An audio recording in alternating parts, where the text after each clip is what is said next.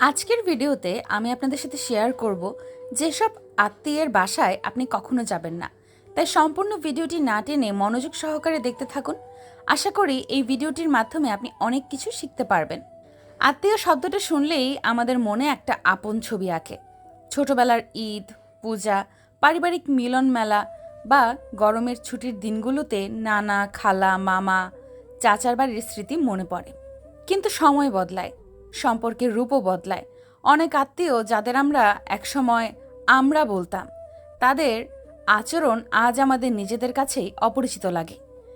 জীবনের পথে চলতে চলতে আমরা শিখি সব আত্মীয় আপন নয় এবং সবাইকে নিজের জীবনের ঘনিষ্ঠভাবে রাখা উচিত নয়। কিছু সম্পর্ক থেকে দূরে থাকলেই ভালো। নিচে এমন কিছু আত্মীয়ের কথা তুলে ধরা হলো যাদের বাড়িতে কখনো না যাওয়ায় আপনার আত্মসম্মান, মানসিক শান্তি ও পারিবারিক সুস্থতার জন্য ভালো।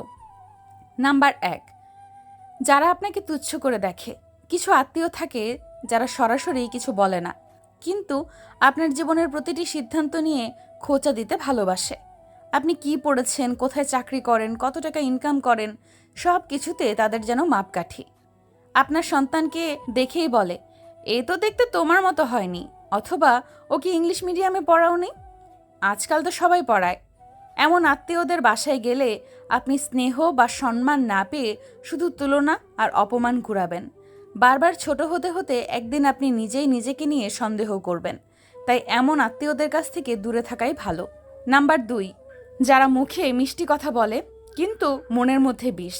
এ ধরনের আত্মীয়রা সামনাসামনি আপনার সাথে খুব ভালো ব্যবহার করবে, হাসি মুখে চা নাস্তা দেবে, আপনার ছেলেমেয়ের মাথায় হাত বুলিয়ে দিয়ে বলবে, বাহ কত বড় হয়েছে।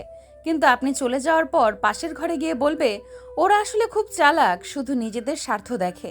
এছাড়া আপনার ব্যক্তিগত কথাগুলো ছড়িয়ে দেবে অন্য আত্মীয়দের কাছে।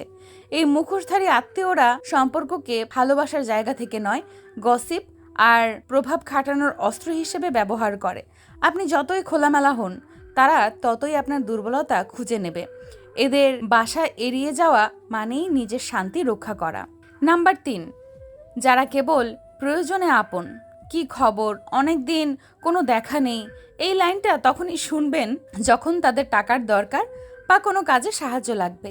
এই আত্মীয়রা আপনাকে খোঁজ নেয় না, কিন্তু যখনই কোনো সরকারি কাজ, মেডিকেল অ্যাডমিশন কিংবা চাকরির রেফারেন্স লাগে, তখন আপনি ঘনিষ্ঠ আত্মীয় হয়ে যান। আপনি যদি কখনো না বলতে চান, তাহলে আপনি হঠাৎ করে অভিমানী, অহংকারী হয়ে যাবেন।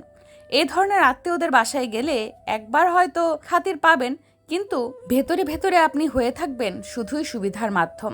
নাম্বার ৪, যারা আপনার স্ত্রী, স্বামী বা সন্তানকে অপমান করে। আপনি নিজে অনেক কিছু সহ্য করতে পারেন, কিন্তু আপনার জীবন সঙ্গী বা সন্তানের অপমান সহ্য করা খুব কষ্টের। কিছু আত্মীয় আছে যারা কথার মাঝে স্ত্রীকে বেশি আধুনিক বা চুপচাপ বউ বলে কটাক্ষ করে। কেউ কেউ সন্তানের পড়াশোনা, চলাচল কিংবা পোশাক নিয়ে মন্তব্য করে। এ ধরনের পরিবেশে পরিবার নিয়ে যাওয়া মানে নিজেদের মূল্যবোধ বিসর্জন দেওয়া। সম্পর্ক যদি অপমানের কারণ হয়, সেটা যত আত্মীয়ই হোক, সেই বাড়ির দরজায় আর পা না রাখাই শ্রেয়। নাম্বার ৫, যারা সম্পর্ককে প্রতিযোগিতা বানায়।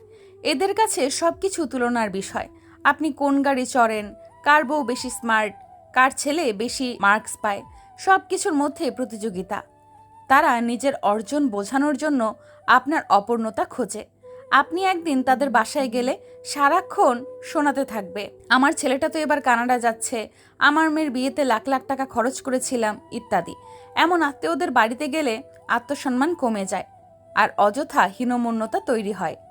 নাম্বার ৬, যারা আপনাকে নিয়ে হাসাহাসি করে। আপনার ভাষা, উচ্চারণ, পোশাক, ধর্মীয় চর্চা, এমনকি আপনার শরীর, সব কিছুর ওপর কিছু আত্মীয় রসিকতা করে। কেউ হয়তো বলে, তোর তো এখনো বাচ্চা নেই, আবার কেউ বলে, তুই দিন দিন আলুর মতো মোটা হয়ে গেছিস। এইসব কথার পেছনে অনেক অসম্মান লুকিয়ে থাকে। একটি আত্মীয়র বাড়িতে বারবার এই ধরনের মন্তব্য শুনে শুনে আপনি এক সময় বুঝবেন, ওরা আপনাকে মানুষ না, বিনোদনের বিষয় ভাবে। সেখান থেকে দূরে থাকাই হবে নিজের প্রতি সম্মানের পরিচয়। নাম্বার ৭, যারা অন্যদের সামনে আপনাকে হেয় করে।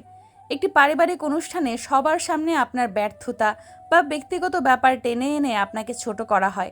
এমন পরিস্থিতি খুবই কষ্টদায়ক। কিছু আত্মীয় আছেন যারা মজা করেই হোক বা ইচ্ছাকৃত সবসময় এমন কথা বলেন যা আপনাকে বাকি সবার সামনে অপ্রস্তুত করে তোলে। এ ধরনের আত্মীয়দের বাসা মানেই মানসিক যন্ত্রণা। আপনি গিয়ে এক কাপ চা খেলেও মনে হবে যেন একটা বিষ খেয়েছেন। নাম্বার 8, যাদের সংসারে শুধু ঝগড়া ও নেতিবাচকতা।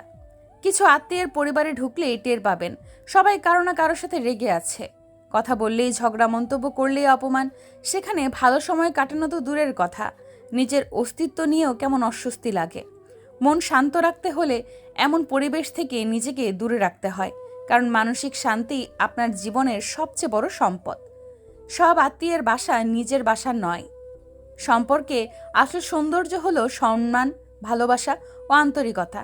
যেখানে এই তিনটি নেই সেখানে গিয়ে বারবার নিজের আত্মমর্যাদা ক্ষুণ্ণ করার মানে হয় না। জীবন খুব ছোট আর মনের শান্তি অনেক মূল্যবান। যারা আপনাকে বোঝে না, ভালোবাসে না, শুধু রক্তের সম্পর্ক দেখিয়ে কটাক্ষ করে, তাদের বাসায় গিয়ে হাসি দিয়ে সামাজিকতা রক্ষা করার চেয়ে চুপচাপ দূরে থেকে নিজের মান বজায় রাখা অনেক বড় বুদ্ধিমানের কাজ। শেষ কথা, আত্মীয়তার মূল্য থাক, তবে নিজের সম্মান যেন তার চেয়ে ছোট না হয়। যেখানে আপনাকে ছোট করে দেখা হয় সেখানে এক কাপ চা খাওয়ার চেয়ে নিজের ঘরে নিজের মানুষের পাশে বসে নীরব চা খাওয়া অনেক শান্তির।